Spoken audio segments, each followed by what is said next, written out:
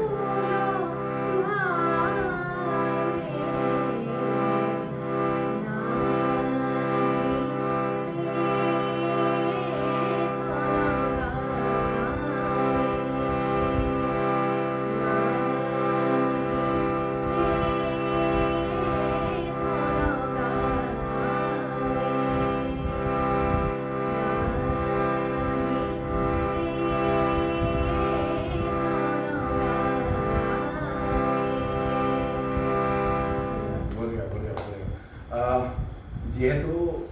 এই জগতখনত তিষ্ঠি থাকিবলৈ কম্পিটিশ্যনৰ যুগ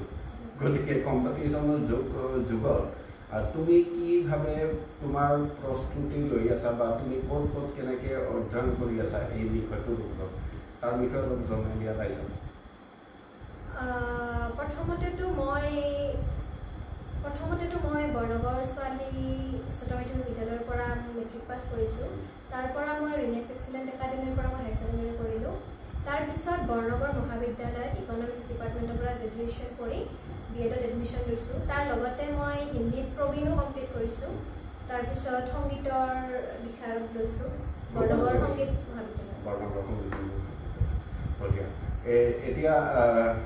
বিষয়ত লৈ পেলাই তুমি আৰু ক'ৰবাত কিবা তুমি নিজে কৰিছা কাৰোবাক শিকাইছা বা কিবা তেনেকুৱা আছে নেকি বৰনগৰ সংগীত মহাবিদ্যালয়ৰ পৰা বিষয়ত কৰাৰ পিছত মই মাজতে কেইমাহমান গুৱাহাটীত শিকিছিলোঁ জিতেন বসুমতাৰী ছাৰৰ তাত শিকিছিলোঁ কিন্তু কিবা ঘৰুৱা অসুবিধা অকণমানৰ কাৰণে মই আহিব লগা হ'ল তথাপিও মই ভাবিছোঁ মানে আচলতে তেখেতে অনলাইনো ক্লাছ কৰে কিন্তু যিহেতু সংগীত আচলতে বিষয়টো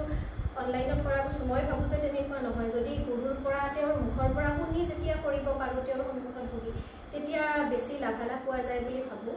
তো সেইকাৰণে মই ভাবিছোঁ ভৱিষ্যতে আৰু যিহেতু বিএডটো শেষ হ'ল এতিয়া ভাবিছোঁ আৰু আৰম্ভ কৰিম বুলি যে সংগীতৰ পিছৰ যিখিনি পাঠ্যক্ৰম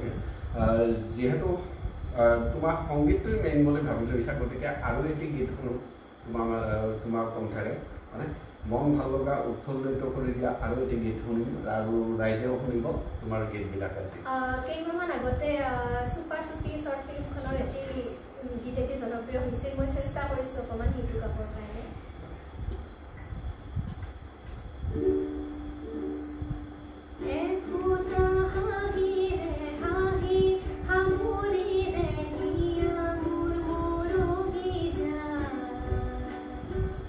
আজৰি পৰতে কথাবোৰ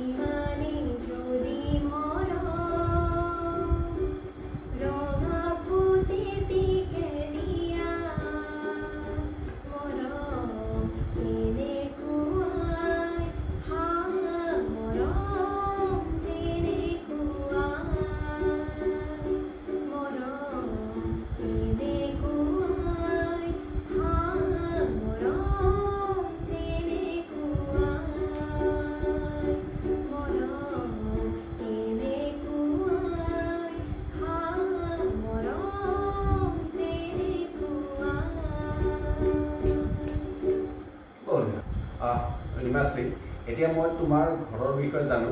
ঘৰৰ কেনেকুৱা ছাপোৰ্ট কি কথা সেই বিষয়ে অলপ জানো ঘৰত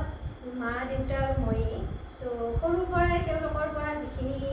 পাব লাগে আচলতে সংগীতৰ ক্ষেত্ৰত হওক বা পঢ়া শুনাৰ ক্ষেত্ৰত হওক সকলোখিনিয়ে বিশেষকৈ দেউতাই সৰুৰ পৰাই যিহেতু ক্লাছ 3ৰ পৰা গান গাইছোঁ তো তেতিয়াৰ পৰাই দেউতাই মানে যলৈকে হওক যে কিবা অনুষ্ঠান আছে লৈ যাব লাগে মানে এনেকুৱা যে নিজৰ কষ্ট নহয় যে যিহেতু তেওঁ শিক্ষক এনেকুৱা নহয় যে তেওঁৰ কষ্ট হ'ব স্কুললৈ যাব লাগিব বাবে মোক নিনিব তেনেকুৱা মানে নহয় আৰু যিমান দেৰি হ'লেও যেনেকৈ হ'লেও তেওঁ লৈ গৈছে তাৰোপৰি মাও সদায় লগত আছে তেওঁ যিখিনি আচলতে যিহেতু আমাৰ ঘৰত আহিয়ে থাকে মানুহ তেনেকুৱা ধৰণৰ আমি ইয়াত চৰ্চা কৰিয়ে থাকোঁ গতিকে যেনেকুৱা ছাপোৰ্ট দিব লাগে মা দেউতা দুয়োটাৰ পৰাই আছে ছাপোৰ্ট আৰু আচলতে যিহেতু আপোনালোকৰ অনুষ্ঠানটোৱে স্মৃতি ৰেখিলা পাঠ গতিকে আচলতে মানে তেনেকুৱা এটা স্মৃতি আছে যিটো মানে ভাইটিও আছিল মোৰ সি মানে 2023 চনৰ 27 মাৰ্চত মানে আমাৰ মাজৰ পৰা নোহোৱা হ'ল কিন্তু যদিও সি নাই কিন্তু তাৰ ছাপোৰ্টটো আছিল যেনেকুৱা ক'লোৱেই যে আমাৰ ইয়াতে হৈয়ে থাকে চৰ্চা ঘৰত কিবা হ'ব লাগিলে যে ভিডিঅ' কৰা হওক বা কিবা কৰা হওক বা এইটো এনেকুৱা হ'লে ভাল হ'ব তেনেকুৱা হ'লে ভাল হ'ব সেই চব ফালৰ পৰাই মানে সিও আছিল তেনেদৰে সি লাগি আছিল মোৰ লগত বা ক'ৰবালৈ যাওক মানে এনেকুৱাও নহয় যে দেউতাই ক'ৰবালৈ গৈছে মাক অকলে থৈ গৈছোঁ বা কিবা তেনেকুৱা আছিল আৰু যে মা দেউতা মই নাই কিন্তু ভাইটি ইয়াতে আছে মাৰ লগত তো আচলতে পৰিয়ালৰ যিখিনি মানুহ আমি গোটেইখিনিৰ পৰাই আচলতে ছাপোৰ্টটো পাইছোঁ নিশ্চয় ছাপোৰ্টখিনিয়ে তোমাক হয়তো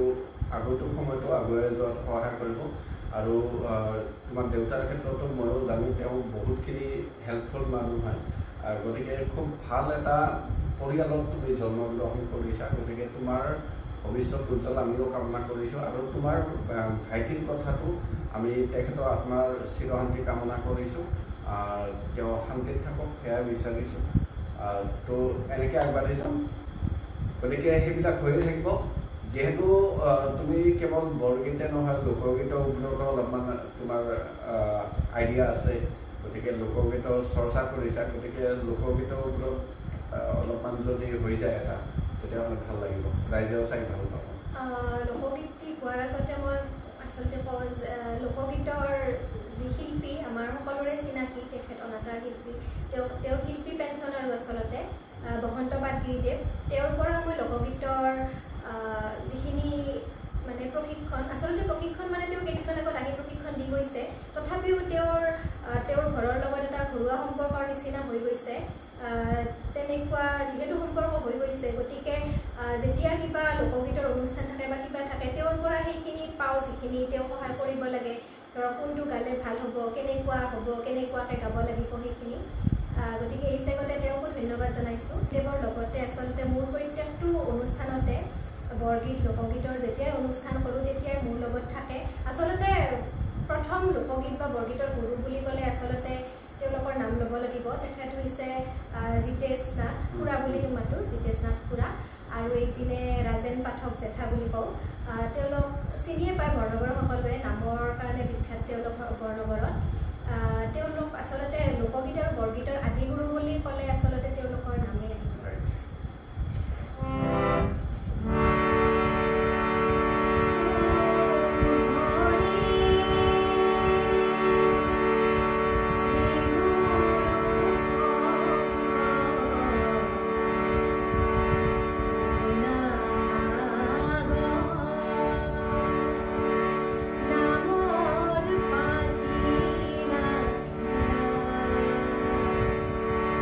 Hare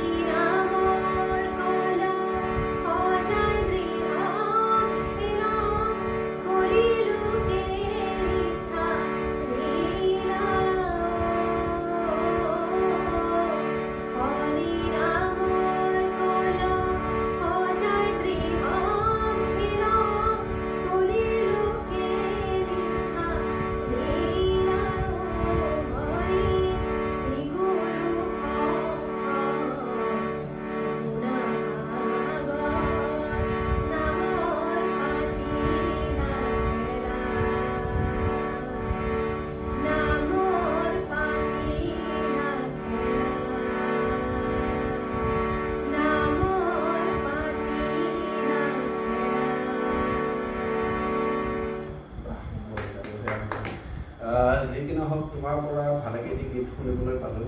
ভাল লাগিল। আৰু এতিয়া জাষ্ট তোমাৰ দুআষাৰমান কথা শুনিম, তাৰপাছত আমাৰ অনুষ্ঠান সামৰিম। তোমাৰ ভৱিষ্যত পৰিকল্পনা কি আছে? ভৱিষ্যত পৰিকল্পনা বুলি ক'লে যিহেতু গানৰ লগতে অধ্যয়নটোতো গুৰুত্ব দিবই লাগিব, গতিকে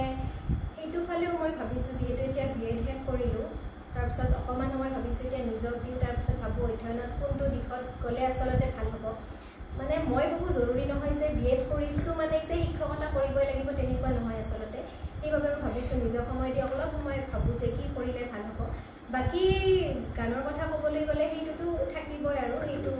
লাগিবই সেইটো, গতিকে চেষ্টা কৰিম যাতে সেইটো ফালেও আগবাঢ়ি যাব পাৰোঁ। আৰু যিহেতু ভাবিছোঁ গুৱাহাটীত শিকিম বুলি, যাতে সেইখিনিও শিকিব পাৰোঁ। আৰু যিখিনি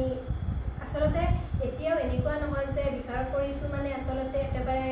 বহুত কিবা তেনেকুৱাও নহয়, আচলতে শিকিবতো লাগিবই, গতিকে চেষ্টা কৰিম সেইখিনিও যাতে। মুঠত মানে এটা কথা বুজিলোঁ আমি, ৰাইজেও চাগে বুজিছে, তোমাৰ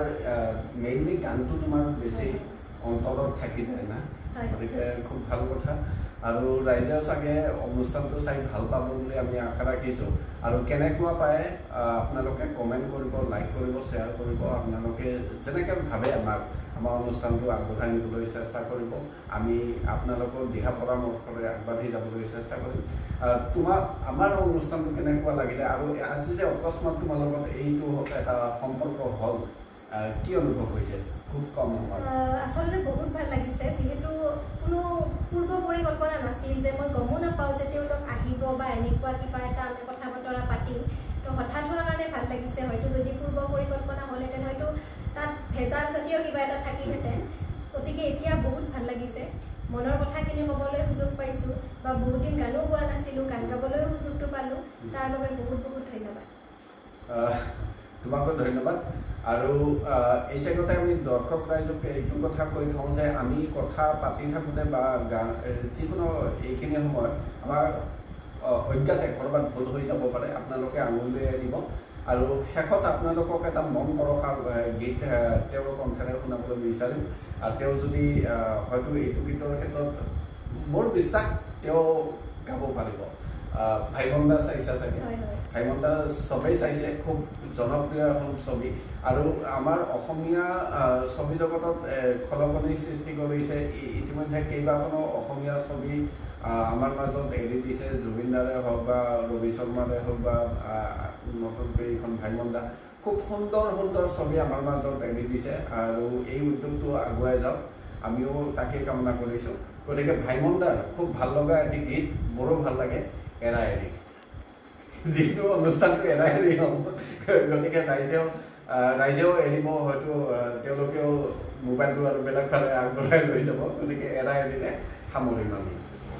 চেষ্টা কৰিছোঁ গানটো গাবৰ বাবে।